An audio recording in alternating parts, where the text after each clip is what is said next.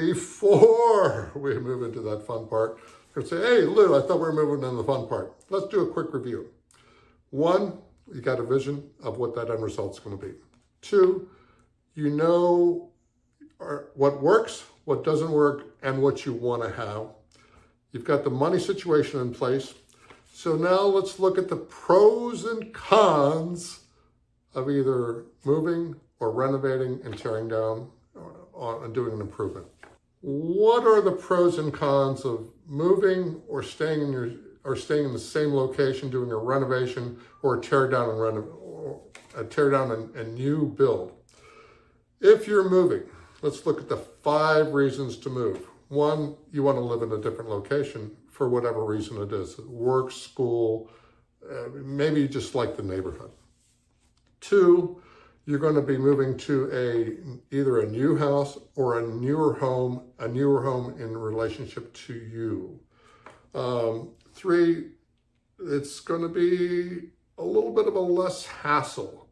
I know finding a home in this market is challenging. It is, but it's going to be a lot quicker than going through the process of design, permitting, construction, and that whole window of what it takes to either do a renovation or to build new. So that we've got the timing factors, number 4, and number 5. If you're moving up, you're going to get some tax benefits with it. Now they may be limited depending on how far you're going to max out the tax benefit.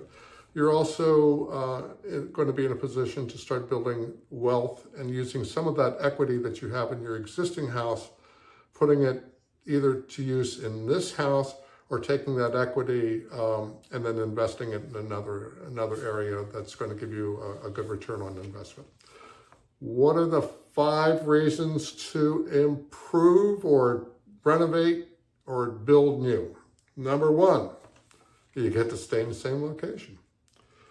Number 2, there's a chance that you can do this with no money down. So when you start talking to lenders, you're going to have a certain amount of equity in your house. Depending on how much equity in your house, there's a good chance that the lender is going to go to a construction or perm loan, and you may not have to put any money down, which is a pretty amazing thing to do. You're going to be able to totally customize this thing. So you're going to be able to take what you want to create, and you're going to be able to create that. So that's a really big plus in my mind. Number 4 is going to be affordability. Sometimes it's going to be less expensive to do a renovation, depending on what size you're doing, than it is going and finding a new house. So there's an affordability factor in there. There's also going to be a tax thing that's going to come into play as you increase the value of your house and you get a different mortgage on it. And then number 5 is you're going to be able to control this whole process. And it's a fun process. It's a fun process of taking your ideas, going through all the different concepts that you can do, and then focusing in on narrowing things down to create that process of what you're going to do. And really the negative thing about doing either renovation or doing a tear down and build is the timing. And the timing is going to be, there's a pretty big window in there between getting the whole plan set up, going to permitting, going to construction. So that's going to be the negative. Let's move on to the next thing. The next thing is choosing to move. All right, so you decide you've chosen to do the move thing, and you have a vision of the end result of what your dream home is going to look like. And in all honesty, you can go at this on your own. And as of August 17th, 2024, how you work with a realtor that's helping you buy a property may change a little bit. That's for a separate video, but just be aware that there's going to be a change coming. Locally, we've had buyer agency, so it's not that big of a change. But again, I'll get into that later. So yes, you can do all this on your own. You can find a house, you can write a contract, you can go through all the different steps to do this, and you can buy your house. Absolutely. The thing that you may miss out by not having a really good realtor helping you is to guide you through the whole process. So they're going to be able to show you what's coming on the market. They're going to show you what's on the market. Okay, you can do that on the internet anyway, but they're going to be able to take your vision and start guiding you through the vision. There's a lot of different elements to a contract once you find that property, but the whole concept in the beginning, or the key in the beginning, is once you find that house, is how to write a winning contract. And a good realtor or a great realtor is going to help you write that winning contract. They're going to help you understand what's possible, what may work and what may not work. And if you don't get that house, they're going to take you to the next process, next home, because sometimes we look at lots of houses, we put a couple different offers in on houses, we lose them, and then we find the perfect house. And then finally, the reason to work with a good realtor is that they're professional. And you go to a lawyer or an attorney for legal work.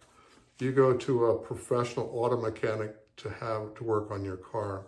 You go to the dentist to get your teeth worked on, et cetera, et cetera.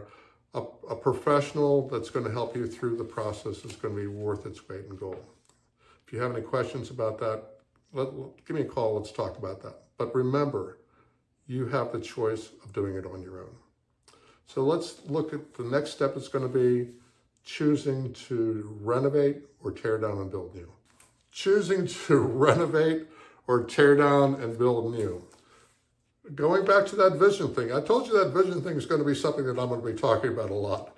You know what the end result is that you want to create, and you know what that looks like. You also know what works in your existing house, what doesn't work, and what you want to create that's missing. So how do you start? I always advise my clients to just start. In the old days, we used to look at magazines and books, and people would tear out things and go to a house and they've got 50,000 pictures on their dining room table. And some people still do that. And I actually love that process because I think it's a great process. So in today's day and age, what do? You go out onto Google, you type in what you're looking for. You go to Pinterest, you go to House, you go to Instagram, you go to a lot of different websites. One of the things that I recommend is that you figure out a way to save these things so you have a reference point.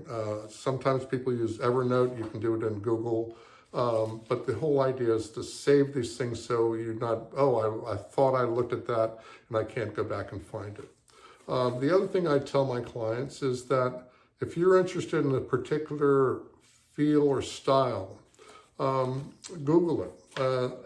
For instance, I am a modern minimalist when I design build. And so I will type in modern minimalistic homes of Japan. And then I'll go look at what's out there. I'll do the same thing about the Netherlands. I'll do the same thing about Spain, South America.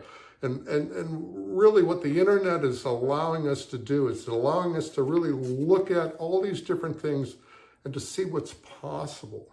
Because once we see what's possible, then we take our world that's kind of small and we expand it out to what's possible. Now, we may expand it out so far, you're going to go, whoa, I can't do all those things. No, you can't.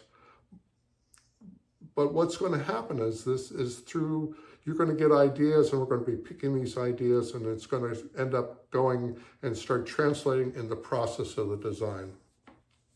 So don't limit yourself in the beginning of what you want to do. And then, okay, so you've got all these ideas, you've done all this research. What's next? Are you going to hire some kid that's in high school to draw up your vision?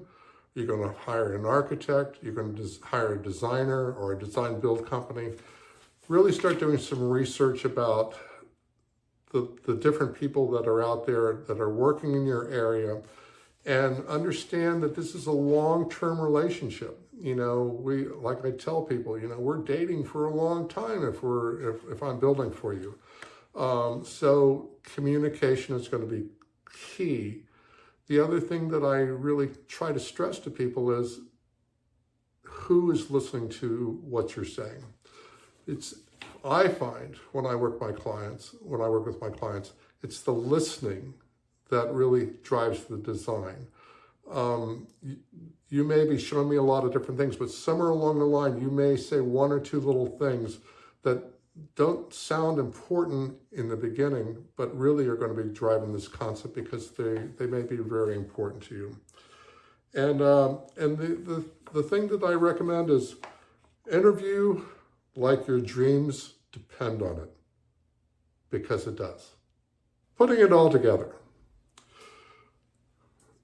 One is we remember to focus in on the end result. It's the end result that you are trying to achieve, whether it's moving, whether it's renovating, building a new house, whatever. Focus in on the end result. Don't worry about the process. The process will come organically. The process may be different than what you expect, but the process is just the vehicle to get you to the end result. So don't worry about the process itself. As you go along, create and adjust. So you're going to have, what I work with my clients is we get to a certain stage, I may see something, they may see something, so we create and adjust. So we may have developed something that all of a sudden the person goes, I'm not quite sure about that. So we'll stop, we'll look at what needs to be done, we'll create it, and we'll keep going. The important thing is don't be afraid to ask what's wrong and what's missing. So 2 questions, what's wrong and what's missing. And more often it's going to be what's missing in this process. Trust yourself, have fun, and let go of the little things, and the big things are going to happen. And at the end of this whole process, this whole methodology, this whole path that you've gone through, celebrate your success. If you have any questions about building, real estate, whether you're in Northern Virginia or anywhere in the country or the world, just drop me a note. I'll be glad to talk to you. Be glad to share my experience with you and to help you out. Also, I would appreciate it if you've made it this far through the whole thing to hit that like and subscribe button. Till then, I hope you have a great day, and I hope to talk to you soon. Bye now.